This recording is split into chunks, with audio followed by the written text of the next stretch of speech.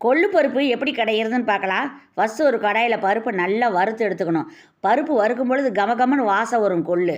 அந்த மாதிரி நல்லா வாசம் வர வரைக்கும் வறுத்து எடுத்துட்டு, தண்ணி ஊற்றி ஒரு கழுவி கீழே ஊற்றிட்டு, மறுபடியும் தண்ணி ஊற்றி ஒரு 1/2 மணி நேரம் ஊற வச்சுருக்கேன். அது 1/2 மணி நேரம் கழித்து ஒரே ஒரு தக்காளி, 4 பல்லு பூண்டு, ஒரு சீரகம் தட்டி வச்சுருக்கேன், ஒரு ஸ்பூன் சீரகத்தை. அதையும் மஞ்சத்தூள், உப்பு போட்டு குக்கரில் வச்சு ஒரு 6 விசில் விட்டு இறக்கி வச்சுருக்கேன். இப்போ இதை ஓப்பன் பண்ணி பார்க்கலாம்.